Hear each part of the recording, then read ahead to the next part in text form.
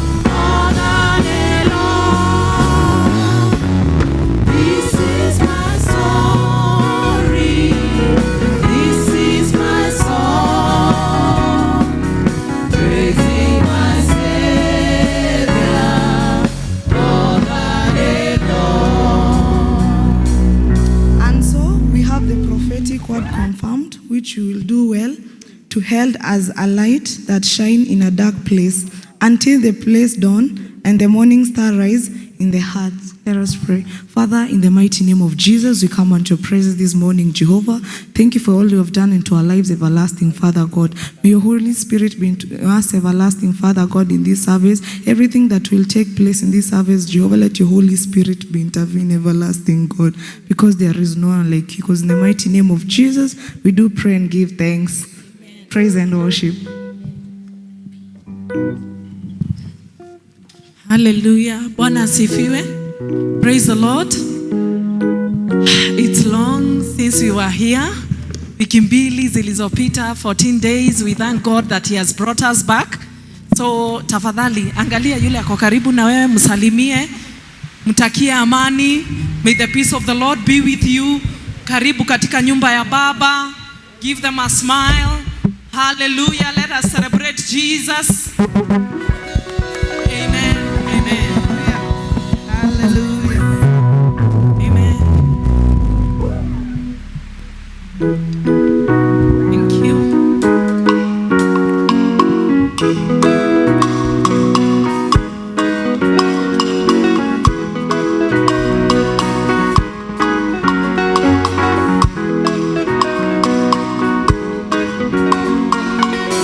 Summer, winter, autumn, spring, mountains, blue skies, and the seas, rainbow, sunshine, and the trees. Jesus, maker of them all. Jesus, Summer, winter, autumn, spring, mountains, blue skies and the sea, rainbow, sunshine and the trees. Jesus, maker of them all. everywhere I go, I see you right there in the beauty of nature. You shine all around. You are everything, and everything is you. Precious Jesus, a wonderful wonder you are. Oh oh oh oh oh oh oh oh oh oh oh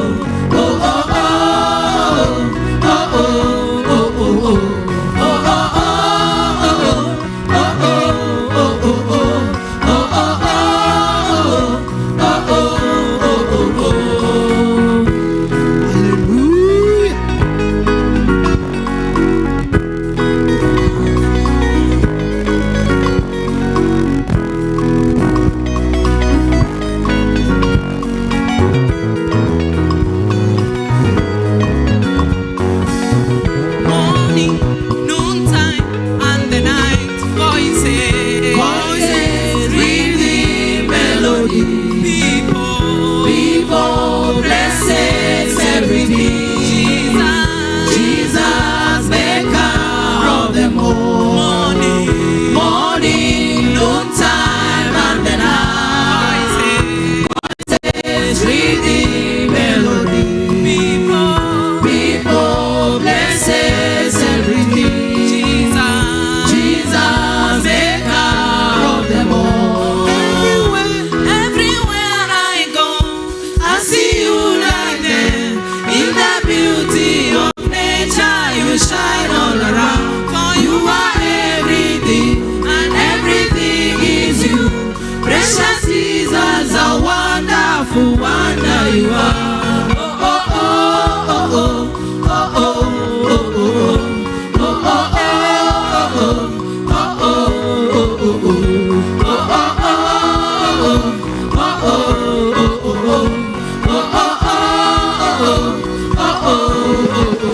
higher celebrate Jesus. Vigelegele kwa Yesu. Jesus is higher. Yeah.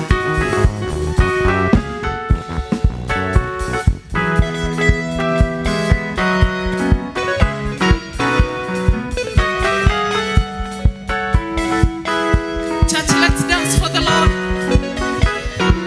Hey, Jesus is mine. He's mine. He's mine forevermore.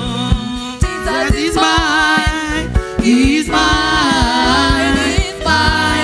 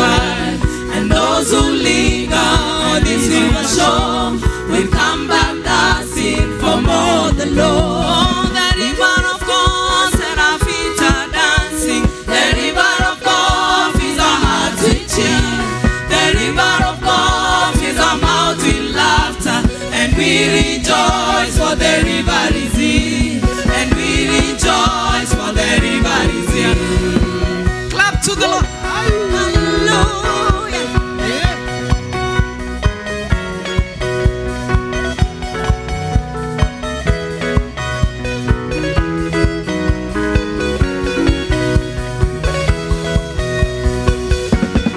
River of God is streaming with life, and those who touch it can be revived, and those who linger on this river shore will come back thirsting for more of the Lord. Oh, the river of God, and our feet are dancing. The river of God with our hearts we chill. The river of God with our mouths with laughter, and we rejoice for the river is in, and we rejoice for the river is in. Celebration to Jesus. Hallelujah. Hallelujah.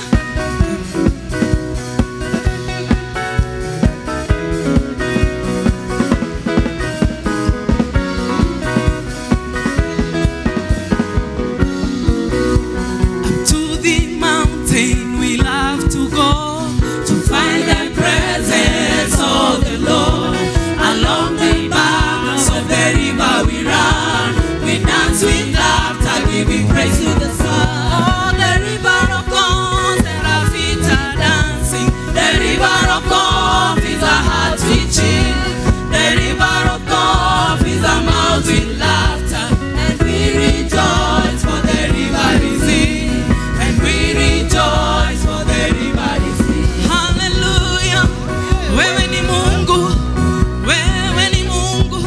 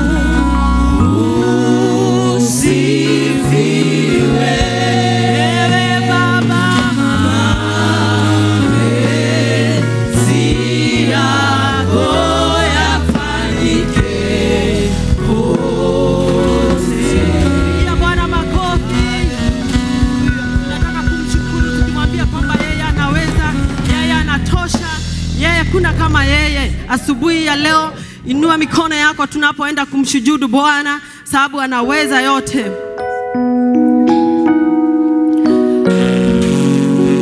Tunasema kwamba yeye ni Mungu wa ishara, yeye ni Mungu wa miujiza, yeye ni Mungu wa baraka. Hakuna kama yeye.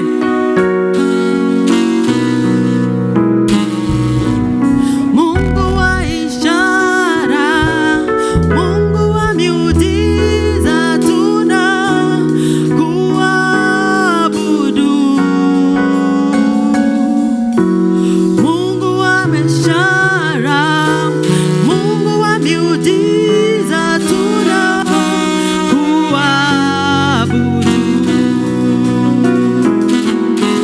Mungu wa ishara, Mungu wa miujiza, tunakuabudu.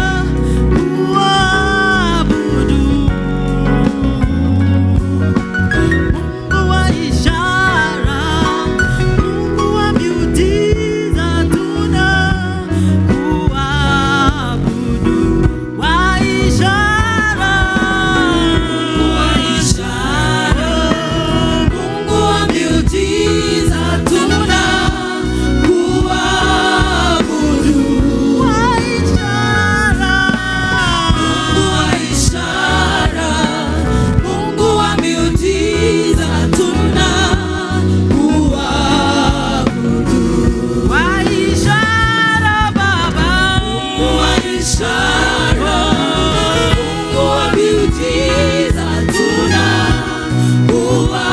tunakuabudu. Wa ishara, Mungu wa miujiza, tunakuabudu. Wa ishara Baba, wa ishara, Mungu wa miujiza, tunakuabudu.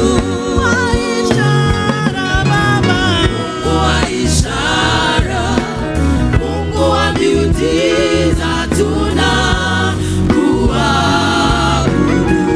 Wa ishara Baba, wa ishara, Mungu wa miujiza, tunakuabudu. Wa ishara Baba, wa ishara, Mungu wa miujiza, tunakuabudu. Wewe ni Mungu usiyelala, tunakuabudu. Usiyelala, wewe ni Mungu usiyelala, tunakuabudu. Usiyelala Baba, wewe ni Mungu Baba usiyelala, tunakuabudu. Usiyelala Baba, wewe ni Mungu usiyelala, tunakuabudu. Uweza yote, wewe ni Mungu uweza yote, tunakuabudu.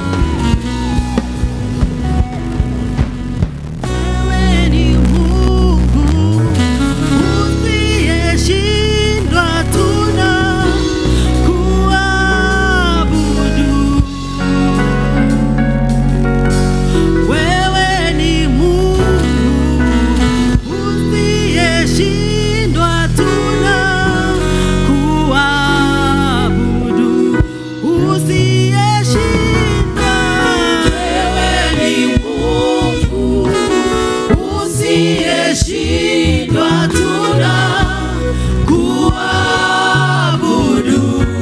Usiyeshindwa, wewe ni Mungu usiyeshindwa tunakuabudu. Uweza yote, wewe ni Mungu uweza yote tunakuabudu.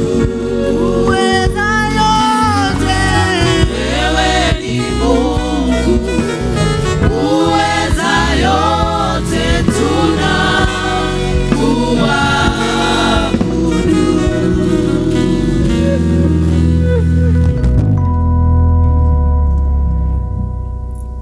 Baba, katika jina la Yesu Kristo, tunakushukuru asubuhi ya leo. Umetutendea mema Baba. Tunakuabudu na kutukuza kwa yale umetenda Baba. Asante kwa kutulinda usiku kucha na kutuwezesha Baba. Umepigana vita tu kuviona kwa macho, ndiposa tukaweza kuamka asubuhi ya leo Jehova. Tunakutukuza na kukuabudu Mungu mwenye uwezo wote. Angalia Baba, umetuwezesha tuliingia malango ya 2026 Jehova. It is also a half of a year Jehova. Na tunasema asante Baba. Asante Jehova kwa kutulinda kutoka Januari. Tunakupa sifa na utukufu asubuhi ya leo Baba. Tunakuabudu, tunasema ni asante Jehova. Hakuna hata chochote ambacho kimeharibika. Hakuna nywele ambayo imetoka katika kichwa chetu Jehova. Hakuna chochote kilichoharibika Mungu wa mbinguni. Hakika wewe ni mwema Baba mwema, Mungu mwema. Umepigana vita hatungeliweza kwa nguvu zetu. Umepigana kwa nguvu zako na uwezo wako Baba. Ndiposa tuko hapa asubuhi ya leo. Ndiposa tuko hapa Mungu ishie milele. Thank you for your mercy, oh Lord. Huruma zako ndizo zimetuwezesha katika jina la Yesu Kristo. Huruma zako ndizo zimefanya tumesimama hapa asubuhi ya leo. Hakika wewe ni Mungu mwema, hakika wewe ni Baba mwema. Unastahili sifa na utukufu. Unastahili kuabudiwa, unastahili kupewa sifa na utukufu. Asante Jehova kwa kutushika mkono katika njia mbalimbali. Ulituwezesha kwa mambo yetu, kwa mambo yote ambayo kwa macho ya kibinadamu hatungeliweza Baba. Asante Jehova Mungu wa miungu. Tunakuabudu na kutukuza Jehova. Tunakupa sifa na utukufu asubuhi ya leo. Tunakabidhi familia zote zilizoko hapa mikononi mwako Jehova. Tunaomba Baba, ukutane na mahitaji yao kulingana na nguvu zako. Ukutane na mahitaji zao one by one Jehova. Ukutane na haja zao Jehova. Walio wagonjwa uwaponye katika jina la Yesu Kristo. Walio na mahitaji mbalimbali Baba, ukakutane nayo katika jina la Yesu Kristo. Tunakuabudu Jehova. Tunakupa sifa na utukufu kama kanisa. Asante Jehova kwa kutushika mkono na kutuwezesha. Hakika tunakiri asubuhi ya leo wewe ni Ebeneza. Wewe ni Mungu, wewe ni Baba, Mungu usiyeshindwa Baba. Na wakabidhi viongozi wote mikononi mwako Baba, viongozi wote wa kanisa na viongozi wote hata wa nchi Baba. Tunasema Baba, wakuwe na uwezo ule uliompa King Solomon Jehova, ile wisdom ambayo ulimpata katika King Solomon Jehova. Wakawe na uwezo huo na wisdom hiyo Jehova, ili wakaweze kuongoza kanisa na nchi yako Baba. Asante Baba Mungu mwenye nguvu. Tunakutukuza na kukuabudu Baba. Tunakupa sifa na utukufu. Tunakabidhi our parish minister mikononi mwako, our elders, deacons and everybody Jehova. Asante Mungu kwa yale umetenda katika hili kanisa. Hakika tunakuabudu, hakika tunakutukuza. Asante kwa yale umetenda katika familia zetu Baba. Tuko na jambo la kusema asante Baba. Tuko na kila sababu ya kukushukuru asubuhi ya leo. Tuko na kila sababu ya kusema kuwa wewe ni Mungu. Tuko na sababu ya kukiri kuwa wewe ni Ebeneza. Tuko na sababu ya kusema ya kwamba Baba wewe ni Mungu mwenye uwezo. Tuko na sababu, kila mmoja wetu wako na sababu ya kukiri kuwa umetenda jambo moja ama lingine katika maisha yetu. Asante Baba kwa yale umetutendea. Hakika tumekuja hapa kusema asante Baba. Hatuja kuja kuomba magari na nyumba. Hayo utaprovide kwa wakati wako. Tuko hapa kusema asante Jehova. Tuko hapa kusema asante as an individual. Tuko hapa kusema asante kama kanisa. Tuko hapa kusema asante as a territory Jehova.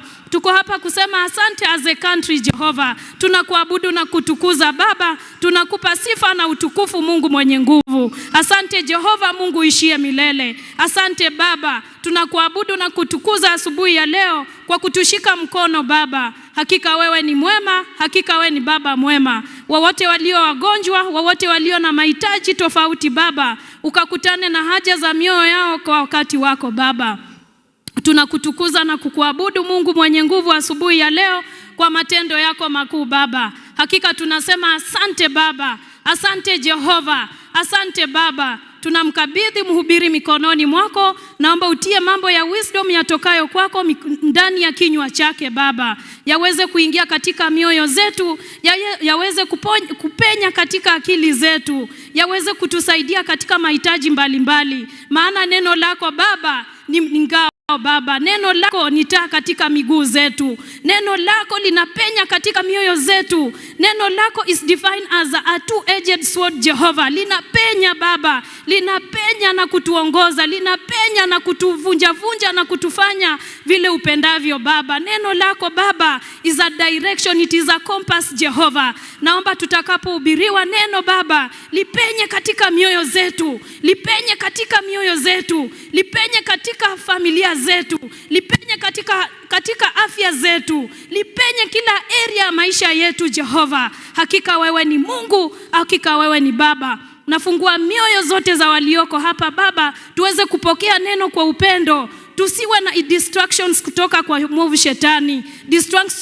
Distractions za usingizi tunakataa na kukemea katika jina la Yesu Kristo. Tunakataa distractions za kila aina Jehova. Hakika wewe ni Mungu mwema, hakika wewe ni Baba mwema. Tunakutukuza asubuhi ya leo na kukuinua mweza wa yote. Wewe ndiwe Mungu na hakuna aliye kama wewe. Wewe ndiwe Baba, Mungu mwenye uwezo wote. Na nikupitia jina la Yesu Kristo tunaomba na hata kuamini. May the grace of the Lord. Our Father, hallowed be thy name, thy kingdom come, thy done on earth as it is in heaven. Give us this day our daily bread, and forgive us our trespasses, as we forgive those who trespass against us. Lead us not into temptations, but deliver us from evil. For thine is the kingdom, the power, and the glory, forever and ever. Amen.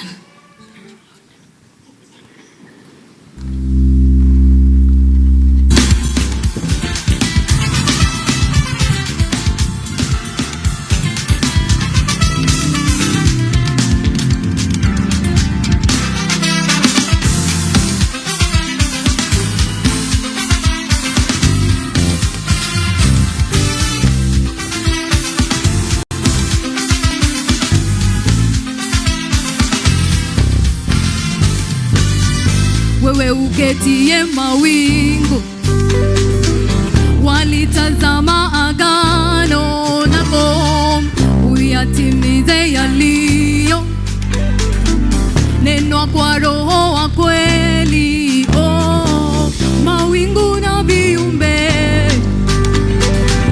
gainamana kusujudu Yawe, ufalme wako utukuke milele hata milele. Everybody say, uketie mawingu, walitazama agano lako, uyatimize yaliyo neno kwa Roho wa kweli. Oh, mawingu na viumbe bainamana kusujudu Yawe, ufalme wako tukuke milele hata milele. Everybody say, mamlaka na nguvu ni zako wewe Bwana, utukufu na sifa zote ni zako Bwana, ni zako wewe Bwana. Mamlaka na nguvu zote ni zako Bwana, ni zako wewe Bwana. Utukufu na sifa zote ni zako Bwana, ni zako wewe Bwana. ni zako Ni zako wewe Bwana, ni zako ni zako wewe Bwana, ni zako ni zako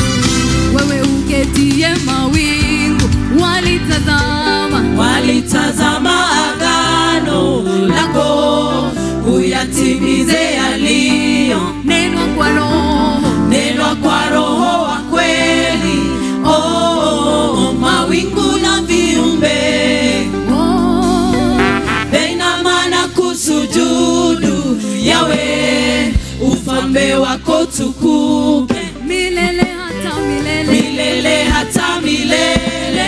everybody say, Mamlaka na nguvu na nguvu ni zako Bwana, ni zako ewe Bwana, utukufu utukufu wewe, sifa zote na sifa ni zako Bwana, ni zako ewe Bwana. Mamlaka nguvu zote na nguvu ni zako Bwana, ni zako ewe Bwana, utukufu wewe, utukufu na sifa zote na sifa ni zako Bwana, ni zako ewe Bwana.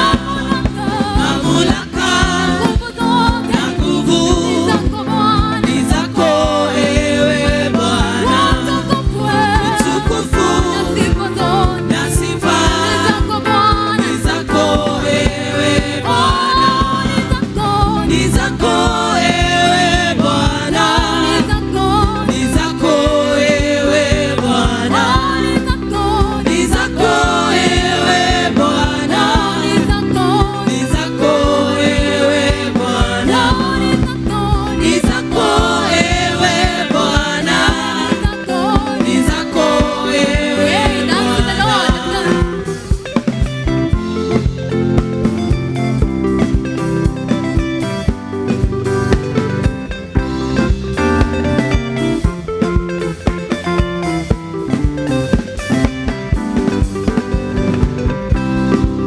Umetukuka, umeinuliwa, umeketi kwenye sifa zako. Umetukuka, umeinuliwa, umeketi kwenye sifa zako. Umetukuka, Umetukuka, umeinuliwa, umeketi, umeketi kwenye sifa zako. umetukuka, Umetukuka, umeinuliwa, umeinuliwa, umeketi umeketi kwenye sifa zako. umetukuka, Umetukuka, umeinuliwa, umeinuliwa, umeketi umeketi kwenye sifa zako. ni zako, Ewe Bwana, ni zako, ni zako ewe Bwana, ni zako, ni zako ewe Bwana, ni zako, ni zako ewe Bwana, ni zako, ni zako ewe Bwana, ni zako, ni zako ewe Bwana.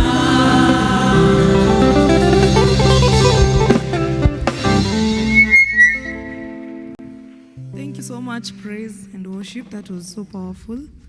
Now we pray for our children. Watoto by Elder Charles. Please the Lord, church, watoto. One boy, one girl only. One girl to one boy sasa. We are going to give one girl, one boy.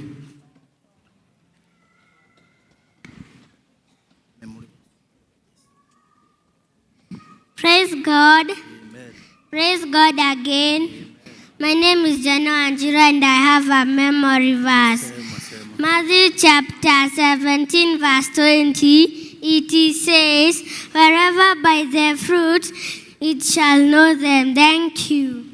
Tumpigie makofi. Hi.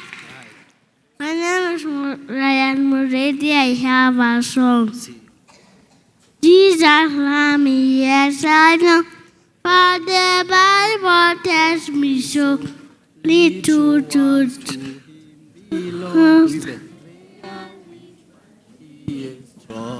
Yes, Jesus loves me. Yes, Jesus loves me.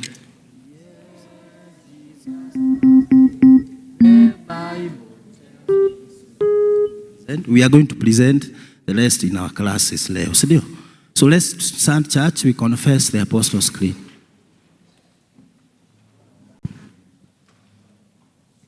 I believe in God the Father Almighty, maker of heaven and earth, and in Jesus Christ, his only Son, our Lord, who was conceived by the Holy Spirit, born of the Virgin Mary, suffered under Pontius Pilate, was crucified, dead, and buried. He descended into hell. The third day rose again from the dead. He descended into heaven, and sits on the right hand of God the Father Almighty. From there shall come to judge the living and the dead. I believe in the Holy Spirit, the Holy Universal Church, the communion of sins, the forgiveness of sins, the resurrection of the body, and life everlasting. Amen. Now tutaita wa mchungaji akuje atuombee. As we now close our eyes. Sawa, we close our eyes, mchungaji atuombee. Let us pray. Our God and Father, we truly thank you for this wonderful gift that you've given to us as a church. We commend them before the throne of grace. We pray as they grow up, Lord, they will grow up in godliness, they grow up in humility, they will grow up to be like you, doing that which you've commanded us to do. Lord, as they go out there and learn, even as they are playing, Lord, we pray for protection upon their lives. In Jesus Christ, we also pray that these children will become that which you had purposed for them to become in their lives in Jesus' name. We speak to their lives and we pray that they are going to grow up and become valuable, important, and great people that will bring a transformation in this country and in the world that they will live in. In Jesus' name, we proclaim that, my Father, you're going to protect them, you're going to guide them, and my Father, should they be coming from homes where there is no peace, where there is a lot of turmoil, Lord, we plead you, now that we are standing in your house, the Lord, in those homes where these children come from, that there will be peace, there will be stability, there will be restoration, there will be forgiveness, there will be breakthrough in Jesus' name. And Lord of all glory, we ask that as their parents, provide for us, so the Lord, we will turn their dreams into reality. We commend these children, and more so the teachers who teach them your word. The Lord, even as they receive your word from the teachers, the Lord, they're going to understand it. And we pray for the teachers who labor, Lord, to ensure that the word of God is instilled in those children. The Lord, your grace will be sufficient into them. And then, Lord, there are others, children that are within their mother's womb. We also pray for these children that the moment when they will come, for them to come to this world, that time will be okay. And we pray, even as their mothers are carrying on with this pregnancy, that your protection will be upon this pregnancy. We thank you and we honor you. And that is our prayer of faith in Jesus' name. God bless you. Twende kwa madarasa, twendeni kwa madarasa sasa, twendeni. Thank you. I will continue with the presentation. And we will start with Raleigh District.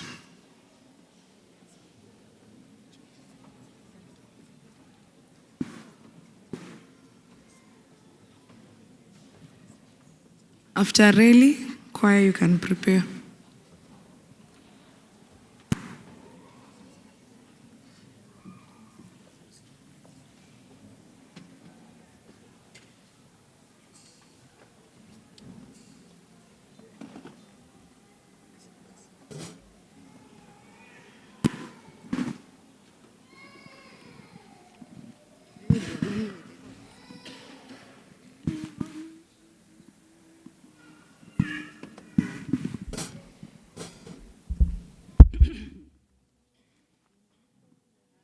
Been to Jesus from the cleansing part.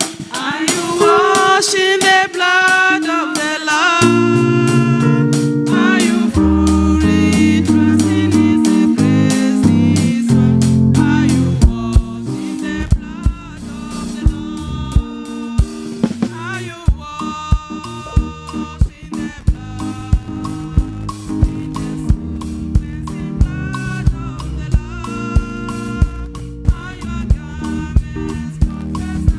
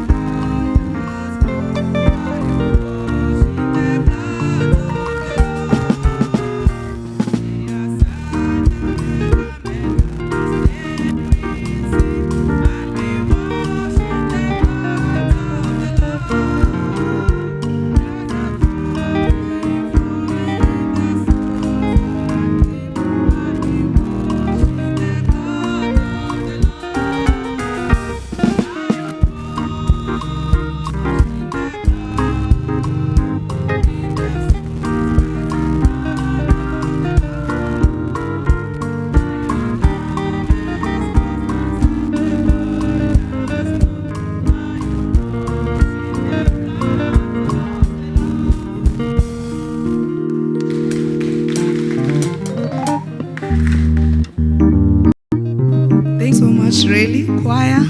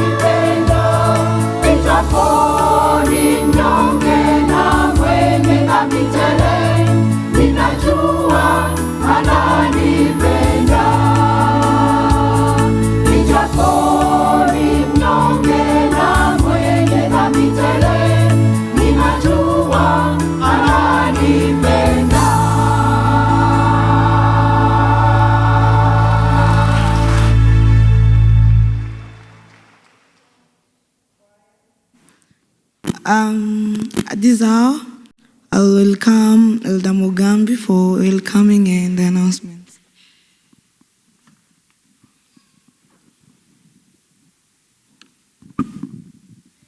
Praise the Lord, church. Good morning. You are well? We thank God. Samuel Mugambi, my name. I love the Lord as my personal Savior. I'm glad to be here. It's by His mercy and by His grace.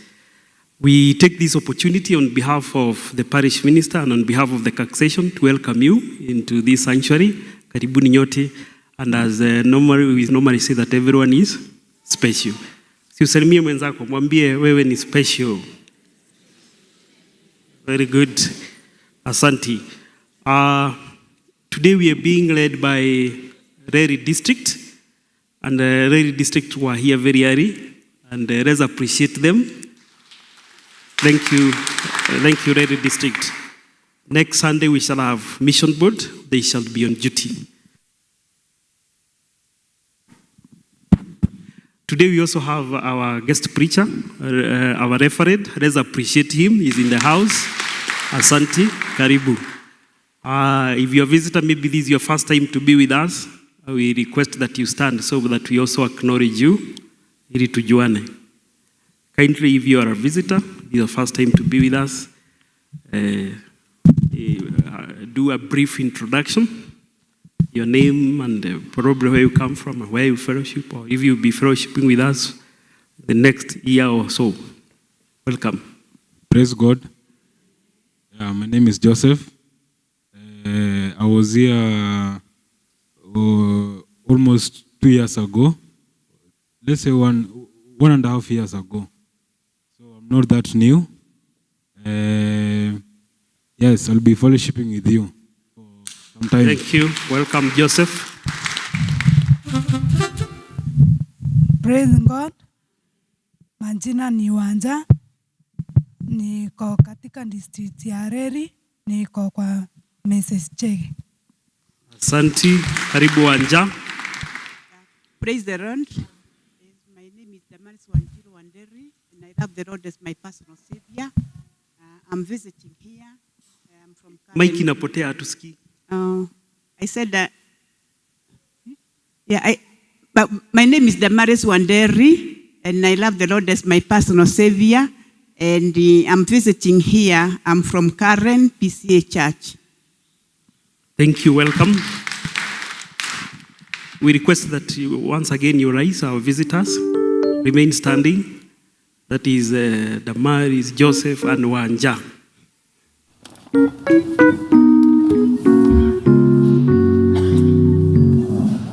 Tunakaribisha ndugu zetu katika ibada siku ya leo, tukamuabudu Mungu Muumba katika roho na kweli. Tunawakaribisha ndugu zetu katika ibada siku ya leo, tukamuabudu Mungu Muumba katika roho na kweli. Asante. So Wanja knows her district. Maybe Joseph, you can remain a bit so that we allocate you a district. Or you already know? Yeah, you come behind the vestry. Damaris, ukirudi pahali unaona worship, take our Christian greetings. Thank you. Karibuni nyote. On Sunday we shall have the mission day where we expected to raise funds toward the construction of PCA Kasunguni. We started that journey together where members gave out their pledges. So far, over 500,000 has been raised. Our target is close to 2. Yes, let's appreciate those members who have given out their pledges. We have over 500,000. Our target is 2.7. We hope by Sunday we shall have reached that target so that we do the needful. So we also have some guests who have been invited. If you have been invited as a guest, kindly come. We shall be together so that we do the work of our Lord. I know Monica, we shall give you opportunity to talk after the announcement. Monica is the chair for Mission Board, so that she's able to elaborate more points. We also have a joint district fellowship on Friday, and so not Friday, on Wednesday. On Wednesday, we have a joint district fellowship, that is 8th of July at 5:30. We shall have a guest preacher, Reverend Harun Gere will be with us. Concerning sport evangelism, we have a day that is set aside, that is 1st of August. Each district has been committed to give a person to form the sports committee. We request that those members who have been appointed to meet in the course of the week, we are proposing they meet on Thursday 9th at 5 p.m. And they will have a patron, Elder John Kamau will be with them so that they plan. 1st of August is approaching, so let those committees meet so that we'll have a successful day. We also have a gap that was identified, that is the gap to begin counseling ministry. We are still asking for those professional counselors who are amongst us from our district, those who have done diploma and above, and they are registered as psychological counselors, to kindly submit their name through the elder district, so that a day will be set when they meet with our parish minister to begin that ministry. Our EVC has organized for us an overnight kesha. The overnight kesha is scheduled for this Friday, 10th July, beginning at 8:30 p.m. So all members are invited so that we worship God together. So remember, on Friday we have that overnight kesha.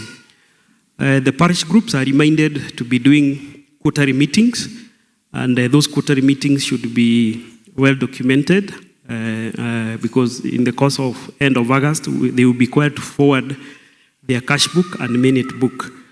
Then JPRC week is here with us. It will begin on 12th, that is next week, 12th to 19th. So those members of JPRC continue preparing. The theme is a people of truth and integrity, pursuing justice, protecting the vulnerable, and living in unity. So we hope to have a blessed week. Then concerning the TE, there's several ongoing TE groups that are pursuing diploma and others high diploma. So they will be the people reading the service on 26th of July. We also do, during that day, through the coordinator, any other person interested in joining TE group will be welcomed on that particular day so that the classes can be ongoing. So that is what we had. May God bless you as you continue in the service. Let us request Monica to come and expound more on Sunday, what we expect. Let's appreciate her as she comes.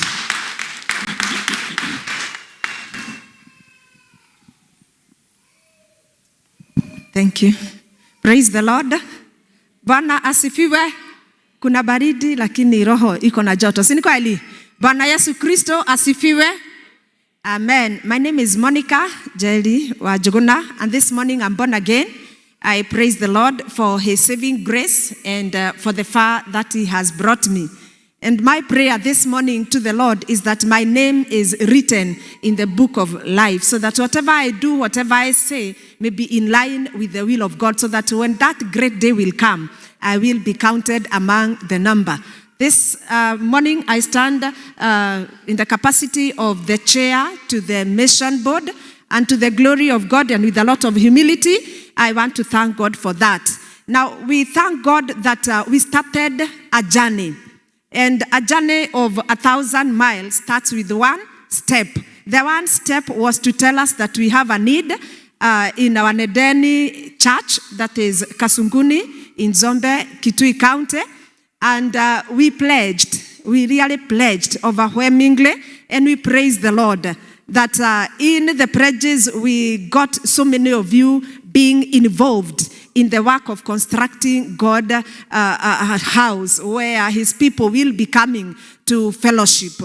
From the pledges that you made, we can only thank God. We can only appreciate you for picking that paper, writing your name, writing your district, and the amount or the materials that you wish to donate towards the construction. We thank God, and we also thank you for honoring the pledges. Some of you have honored the pledges, and as we stand, we have 627,000 to the glory of God. Praise the Lord.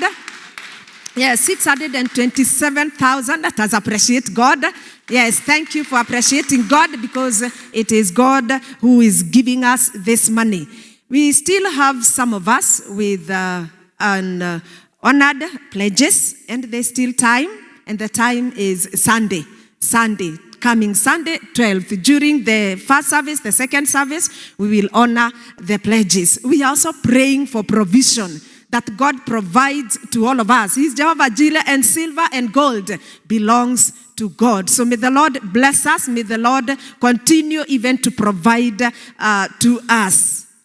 Over and above that, we had said here, I remember I stood here, I said that some of us have honored the pledges, or you paid cash, whatever you did.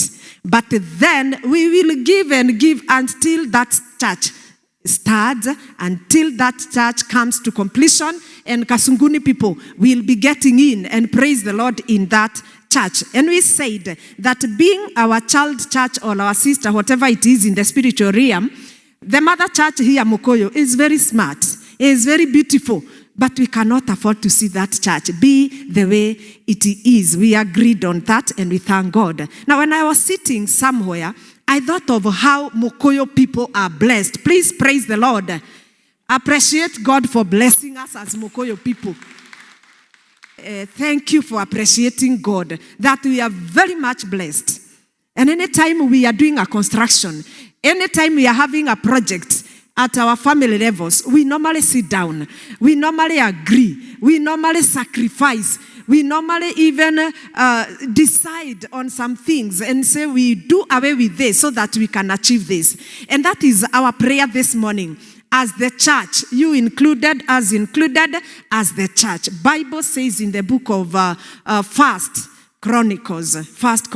I want us to see there, because that is our constitution as the church, as the body of Christ. First Chronicles chapter 27, verse 7 and 8. I will read us through. And David said to Solomon, "My son, as for me, it was in my mind to build a house to the name of the Lord my God." Verse 8. But, I want us to underline that word, but. Can we say but? But the word of the Lord came to me saying, "You have shed much blood and have made great wars. You shall not build a house for my name, because you have shed much blood on earth in my sight." Praise the Lord. Despite of anything that we have done, despite of failing to fulfill the commandments of God, God has given us a privilege. Praise the Lord. And therefore, it is just a privilege that God has given us. We have done so many things. Actually, we do not deserve. We are not worth to construct that house of the Lord. But God has given us a chance, a privilege, a golden chance, that if we do the construction and Kasunguni people worship God from there, we will definitely be blessed. Praise the Lord. Praise the Lord. Amen. Remember, David was chosen at a very tender age, but God rejected him. It is God who had chosen him. God rejected him. It is God who chose you. God has given us the chance. Let us seize the opportunity. Bible says the days are evil. Bible says in the book of 1 Kings chapter 5. 1 Kings, as I conclude, chapter 5, verse 3. 1 Kings chapter 5, verse 3. Let us see what we will do. Let's not go that direction. Let's go to 2 Samuel. 2 Samuel chapter 24, verse 24. 2 Samuel chapter 24, verse 24. Thank you, media people. Bible says, "Then the king said to Aluana, 'No, but I surely buy it from you for a price.'" I want us to look at that other part of the verse. Nor will I offer burnt offerings to the Lord my God with that which costs me nothing. Whatever sacrifice we are doing to the Lord, may it cost us so that God can have a place to bless us. So on Sunday, we are looking forward to having all of you come support the work of God. If you had honored your pledge and you still have some extra money, kindly give it to the work of the Lord. It is never in vain to do the work of God. And Bible says God is not unjust. So we are looking forward to having a very successful and fruitful day because God will touch each one of us and our families back at home. God bless us in Jesus' name. May God provide to us in Jesus' name. Let's continue praying for the day. Finally, we have an appointment with God on Friday. That is the overnight kesha. Kindly do not miss the appointment. God bless you. Thank you so much. It's like you're feeling cold, all of you. Okay, I want us to appreciate everyone who has stood here. By doing this, we'll start with clapping our hands. Then, umelewa? Yeah? So that all the muscles in our bodies zichangamke. Okay, let's start. Faster.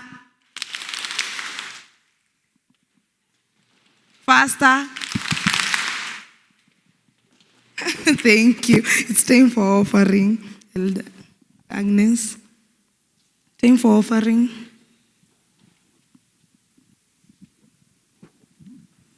Yes, just Bwana asifiwe. It's time for offering. Please, deacons come, please. Deacons come.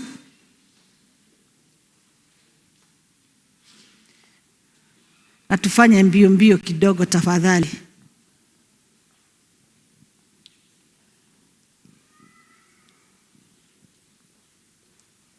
It's time to give.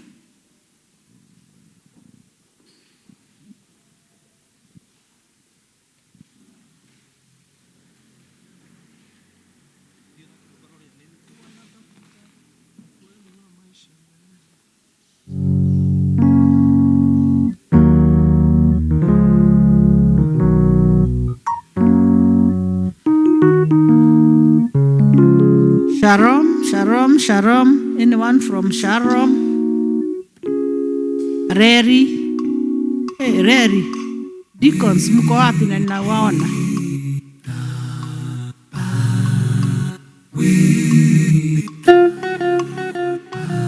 Shalom.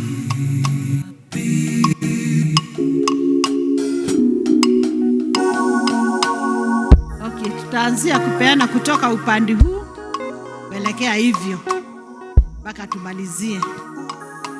From the side of choir, we start from there.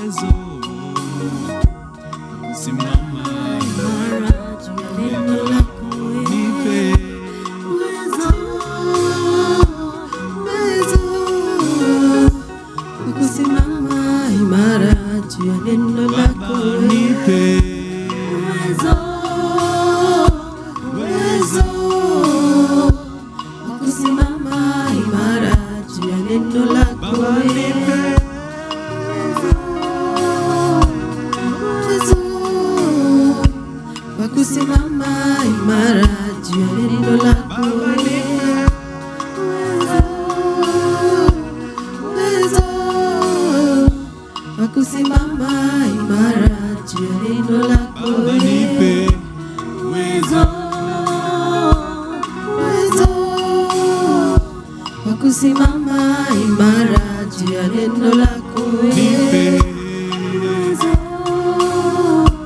Uwezo wa kusimama imara juu ya neno lako. Uwezo wa kusimama imara juu ya neno lako.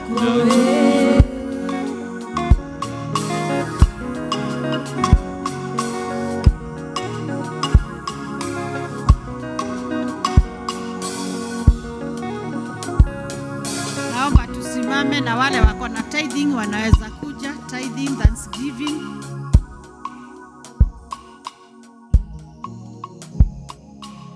Tithing and thanksgiving wanaweza kuja ndio tuombe pamoja.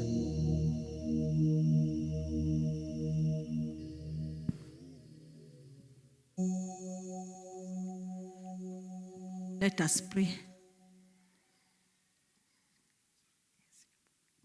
Baba, katika jina la Yesu Kristo, tumenyenyekea mbele zako asubuhi ya leo, mfalme wa ajabu, kwa kuwa wewe ni mwema, umekuwa baraka kwetu, umetubariki, umetuinua, umetufikisha pahali tumefika Bwana, na ndiposa tuko na sifa asubuhi ya leo tukiingia katika nyumba yako. Bwana, tunasema ni asanti. Yote uliyotenda maishani yetu, tunakushukuru na kukuabudu. Baba, ni asanti kwa sababu ya hii sadaka tuliyosimama nayo hapa mbele ya madhabahu yako takatifu. Bwana, tunakushukuru kwa sababu ya wale wote wametoa. Baba, zidi kuwabariki, zidi kuwaonekania, atazidi kuwainua, kuwafungulia milango, kwa sababu wewe Mungu unayebariki watu wako. Umewaonekania maishani mwao, zidi kuwaonekania hata sasa, mfalme wa ajabu. Hata wale wametoa fungu la 10 mfalme, na wengine wametoa shukrani kwako Bwana. Wamekuja mbele zako Bwana wakisema ni asanti kwa sababu umewafungulia milango na umeonekania maishani mwao Bwana. Pokea hizo sifa zote Bwana, kwa sababu wewe ndio umetenda mema. Zidi kubariki chochote walichotoa Bwana, na ukawapanulie mipaka kwa wema wako, kwa utukufu wa jina lako Yesu Kristo. Ni asanti hata wale hawakuweza kutoa Bwana kwa kukosa. Bwana, wafungulie milango, wewe ndio mwenye kufungua milango iliyofungwa. Fungua milango yao Bwana, fungua milango yao waweze kukuona katika jina la Yesu. Tena bariki kazi ya mikono yao, ili Bwana wakiingia katika nyumba yako wanapata kitu cha kukuja kukurudishia shukrani nacho Bwana. Ni asanti kwa sababu umwema, ni asanti kwa sababu mfalme. Zidi kuonekania watu wako, zidi kuwaficha, zidi kuwabariki, zidi kuwaonekania, kwa sababu umwema wakati wote Bwana Yesu Kristo. Na kwa haya tunaomba na kushukuru katika jina la Yesu Kristo aliye mwokozi wetu. Amen and amen. Thank you.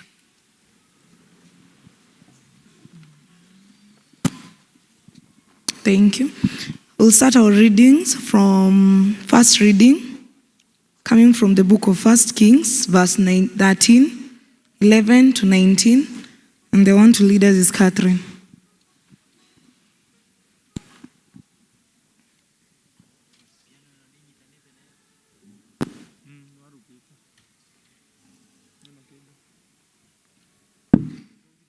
Praise God, church. Praise God, church. Awesome. As you've heard, my name is Catherine Jerry, and I will be reading the first reading for today, 1 Kings chapter 13, from verse 11 to 18. And it reads, Now an old prophet dwelt in Bethel, and his sons came and told him all the works that the man of God had done that day in Bethel. They also told their father the words which he had spoken to the king. And their father said to them, Which way did he go? For his sons had seen which way the man of God went, who came from Judah. Then he said to his sons, Saddle the donkey for me. So they saddled the donkey for him, and he rode on it, and went after the man of God, and found him sitting under an oak. Then he said to him, "Are you the man of God who came from Judah?" And he said, "I am." 15. Then he said to him, "Come home with me and eat bread." And he said, "I cannot return with you, nor go in with you. Neither can I eat bread nor drink water with you in this place. For I have been told by the word of the Lord, you shall not eat bread nor drink water there, nor return by going the way you came." Verse 18, he said to him, "I too am a prophet as you are. And an angel spoke to me by the word of the Lord, saying, bring him back with you to your house, and he may eat bread and drink water." He was lying to him. And that's the word of the Lord.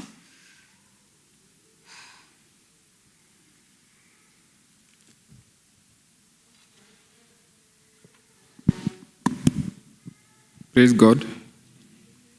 My name is Zawadi Mwangi, and I'll be taking you through the second reading, which comes from the book of Galatians, chapter 1, verse 6 to 9. And I will start.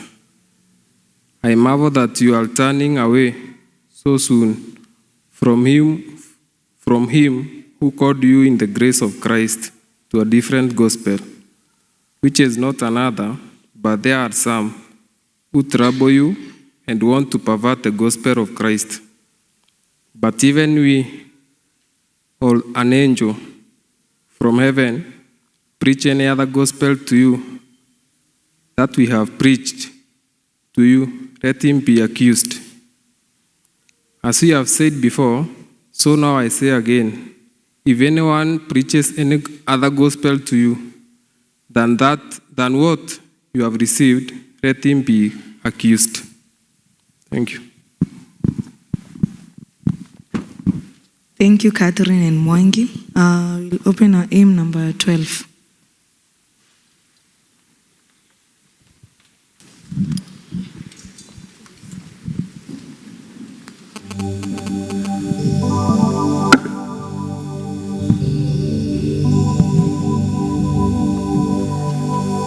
I need thee every hour, most gracious Lord. No tender voice of life thy kind peace afford. I need thee, oh, I need thee. Every hour I need thee. Oh, bless me now, my Savior. I come to thee.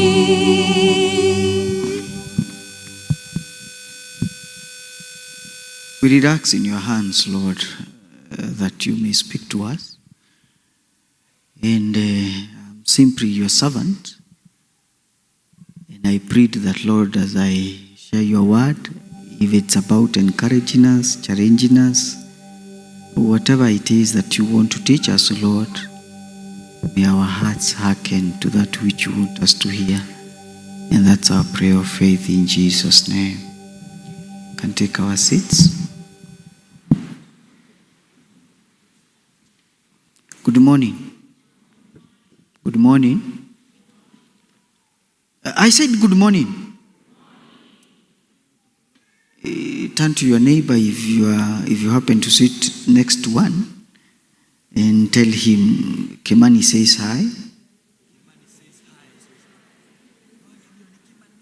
We are not yet done with your neighbor. So the first thing is, what did I say? Yeah, tell him or her, thank you for sitting next to me. And you can also tell him or her, I think you're very smart today. Are you thinking, or are you sure? You need to confirm that.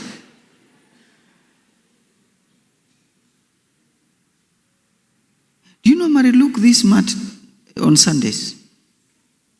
I asked, do you normally look smart like this every Sunday? does the praise and worship, does the songs the way they did this morning?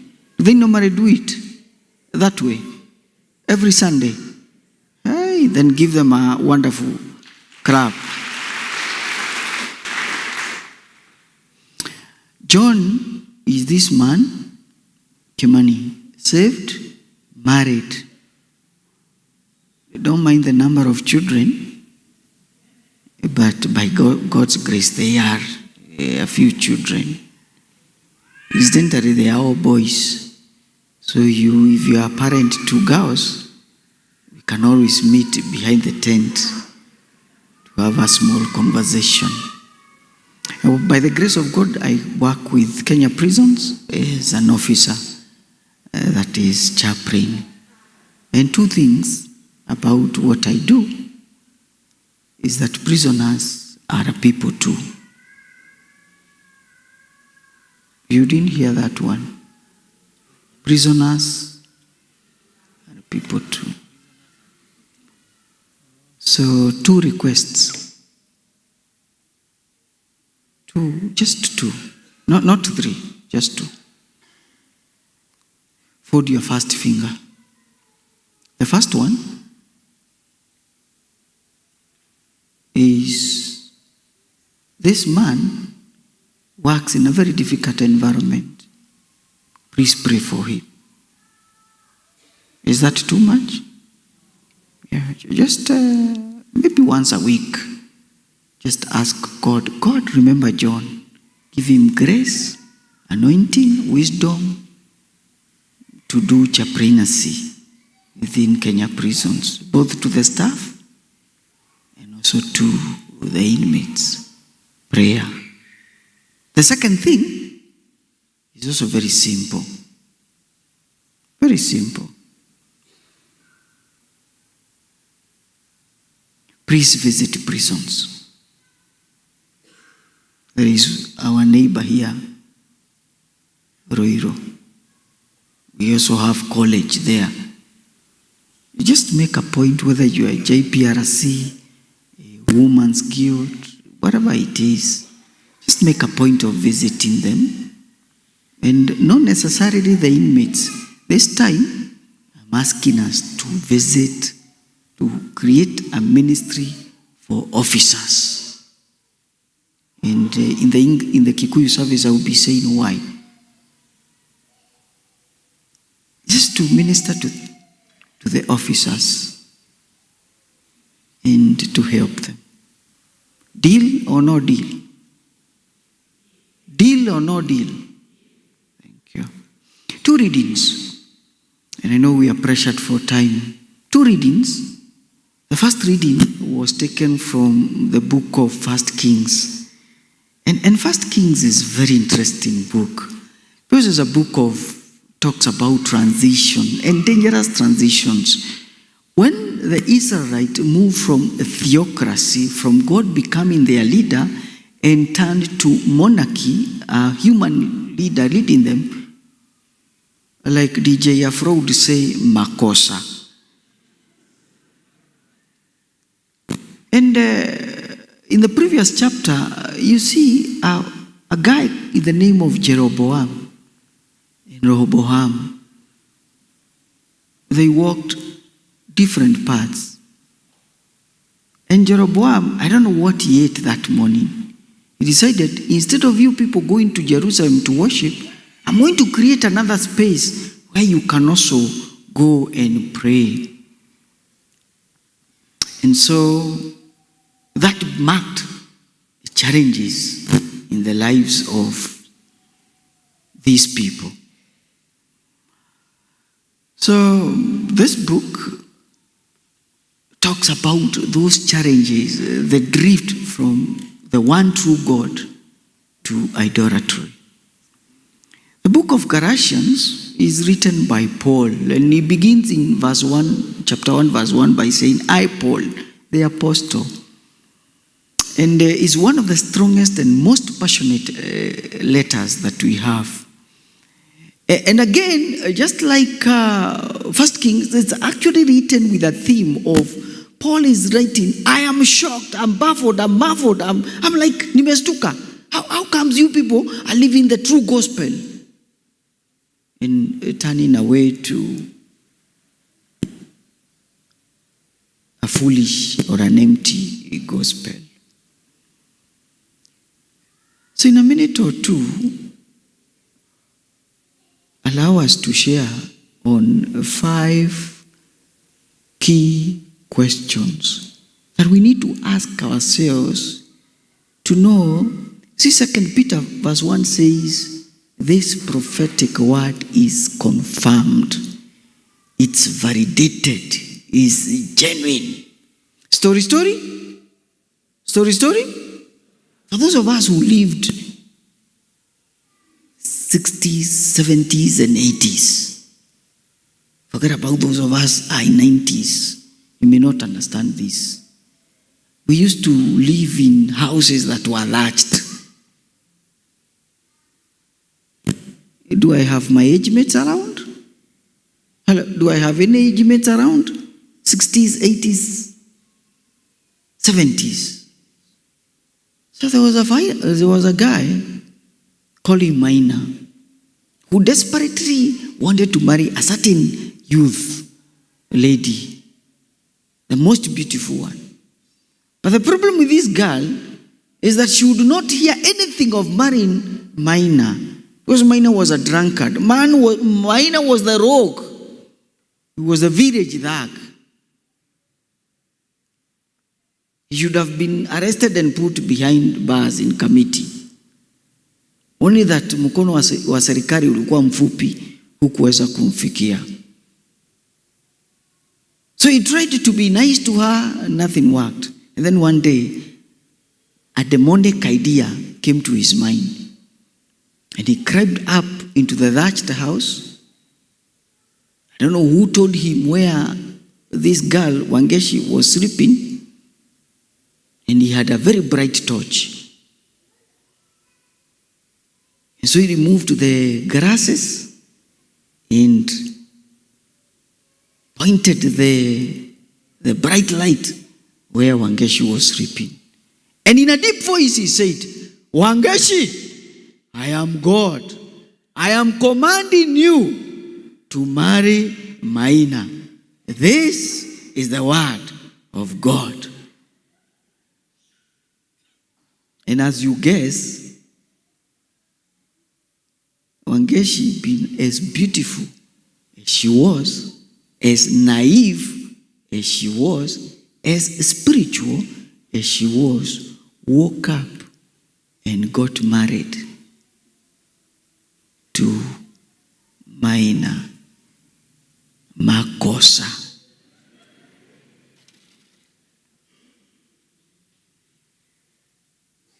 We're living in a very noisy world.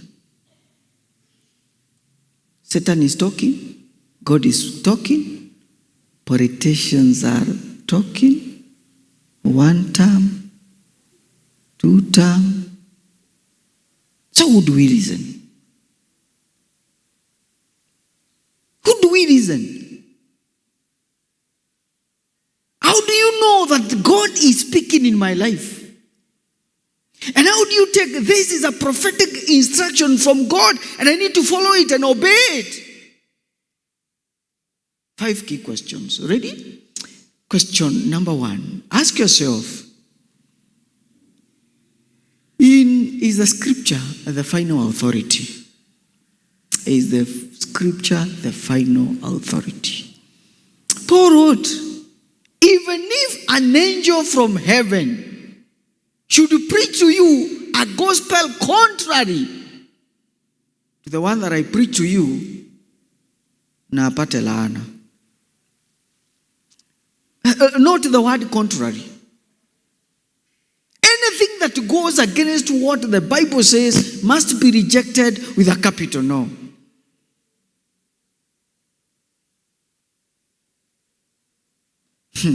The old prophet in the 1 Kings came and told the young prophet, I'm also a prophet like you. An angel came and told me.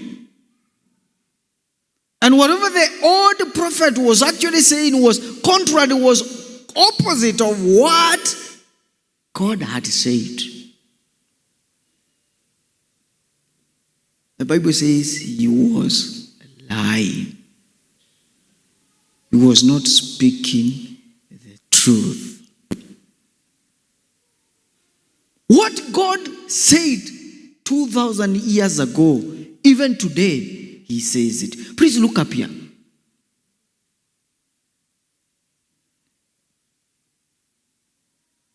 There was Windows 98. There is Windows, I think 2000. There was Android, I don't know whether it was 7.0. I don't know, there is Android. I don't know whether it's 16 or 13.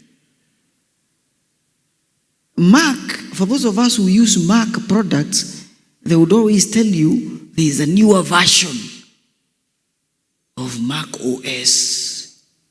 Look up here.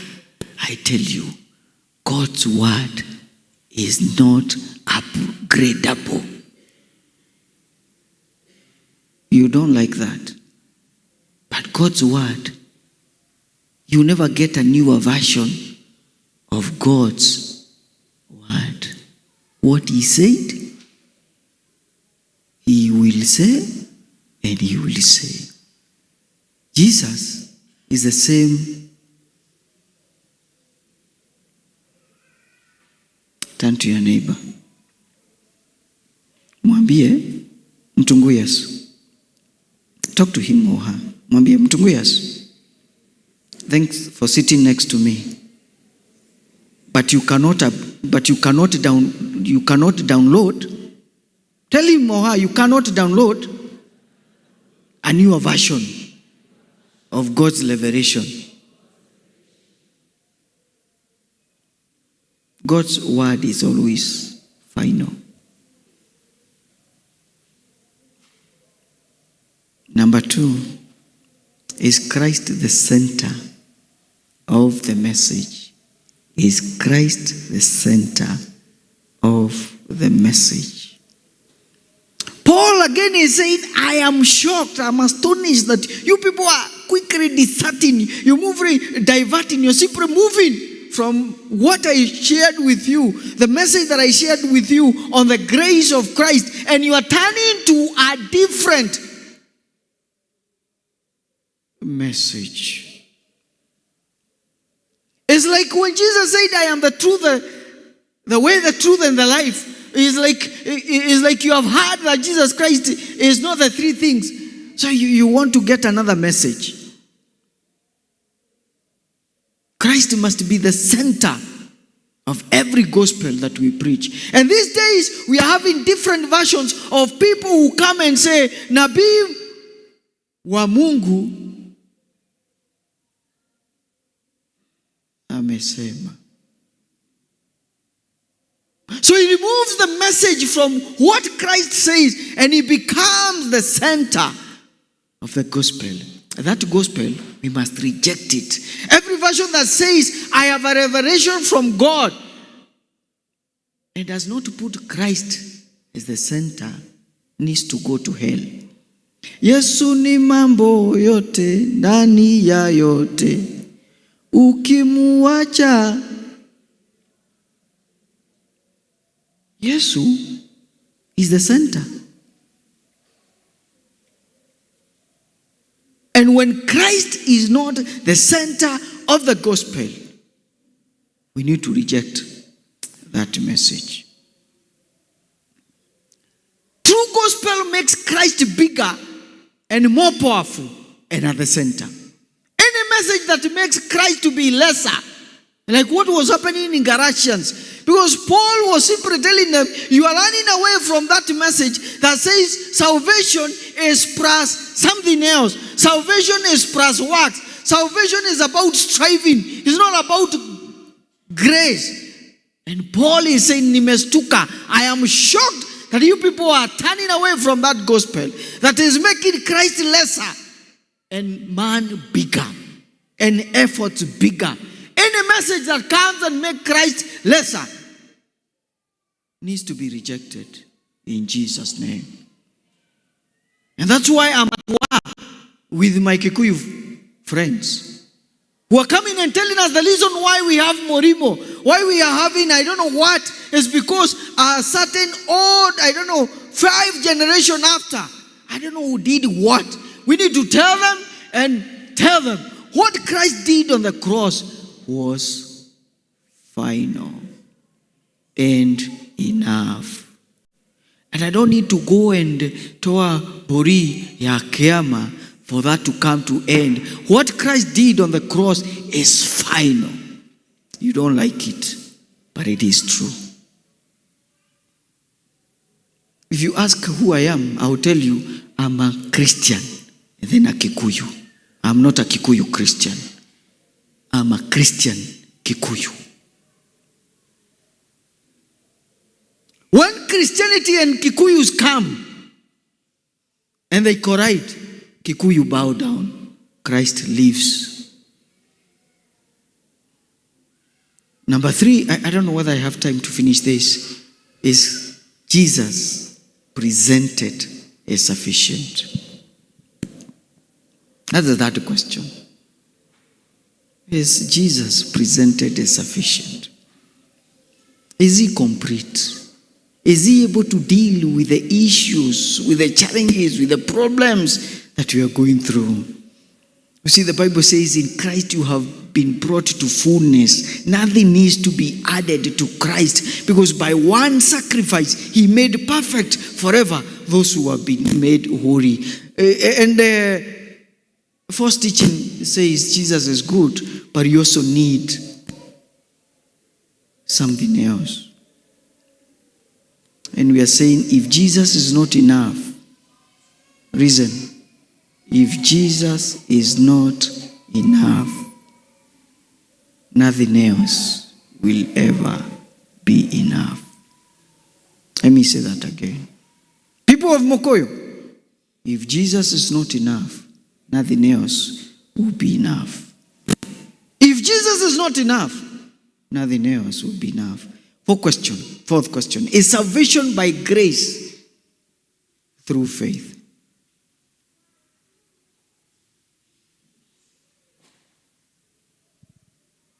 Is salvation by grace through faith?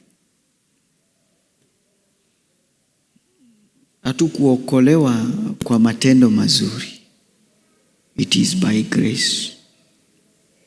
Any gospel that says I am saved because of good works that I did needs to be rejected. And then finally, does the message glorify Christ or the preacher? The prophet came and said, I am also a prophet like you. I have the authority. Remember, the Bible says he is the old prophet. Now, being old means he relied on experience. He relied on what had worked. He was not relying on what is fresh and what was God saying. In other words, he was simply saying, I am older than you. I am more experienced than you. And because you are young, please listen to me.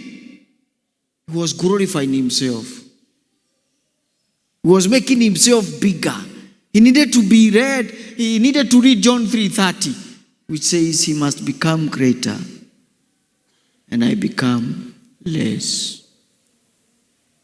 And those of you who are very fond of watching TV, the televangelists that are there, I'm a bit worried that some of the televangelists that we are following of late are making themselves bigger and more famous than Christ. Reason to 2 quotes. The more a preacher uses I, the less he uses Christ and makes Christ less. Number 2, the more hallelujahs and amen the preacher uses at the altar, the shallower the message.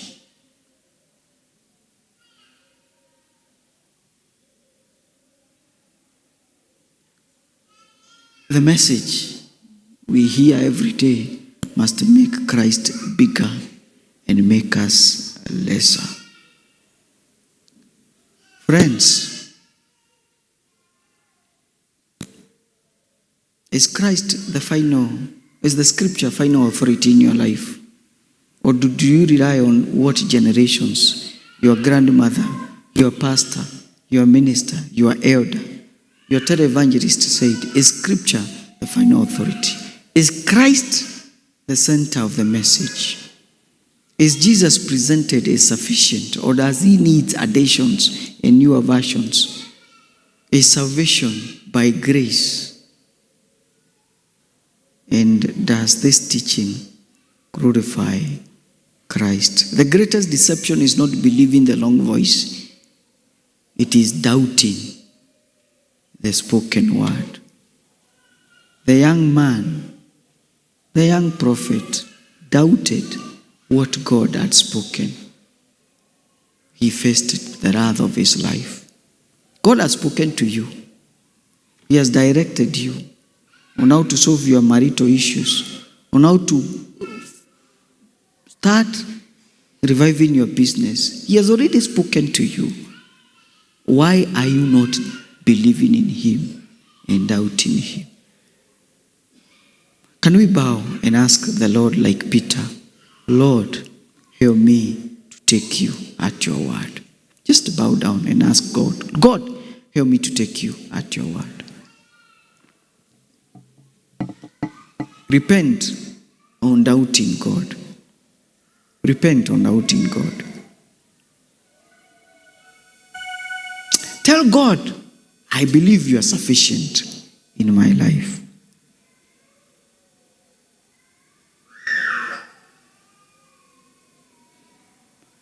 Lord, we ask that you're going to help us to take you at your word, to believe in you. And that is our prayer of faith. And Lord, you're going to forgive us moments when you have not believed in you, when you have doubted your word. Lord, help us like the young prophet to take you at your word. And Lord, help us to stick true to the gospel that you've shared to us. Help us to believe it and to walk in it. In Jesus' name we pray. Listen up, watu wa Mokoyo. God has spoken. He will not say anything new than what he has said in his word. If you will not take God by what he has said in his word and grow for fresher, new revelations from preachers, I don't know from where, God will write on the wall one time. He will stop speaking to you, and you allow folly to follow you, and you'll be miserable. But if we take God by what he said and walk with his word, prosperity, favor, anointing, wealth, and health will be our portion. And my prayer is that at all times I will listen to what heaven is saying and follow it. In the name of the Father, the Son, and the Holy Spirit.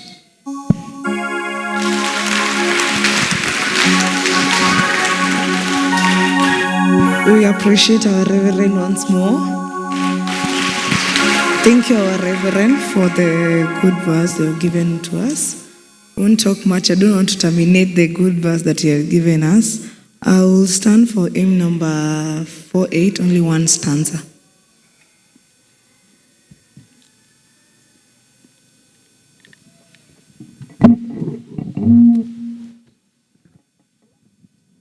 What a fellowship, what leaning on the everlasting arms.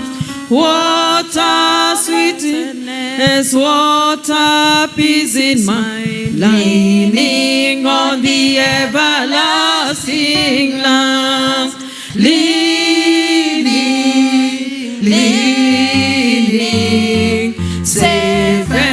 secure from all alarms, leaning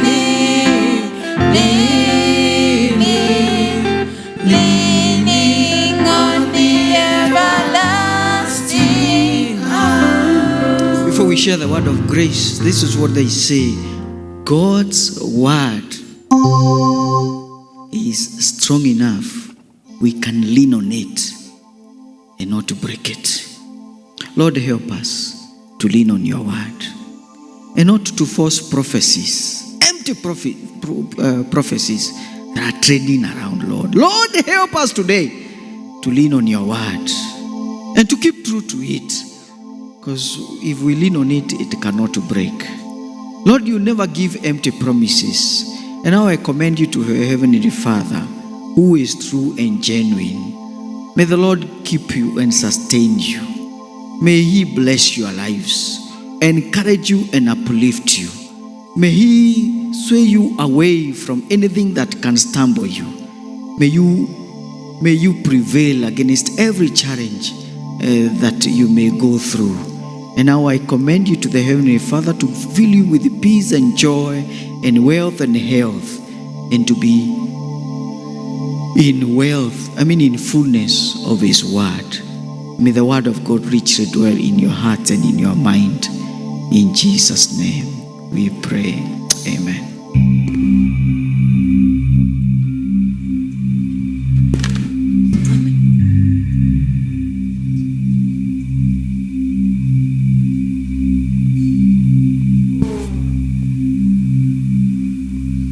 Okay, let's pray for a cup of tea. Father God, in the mighty name of Jesus, we say thank you for everything you have done to us since we started this service, Jehovah.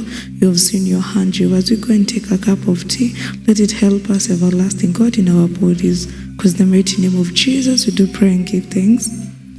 Leader of the service was Faith Margaret. Praise and worship.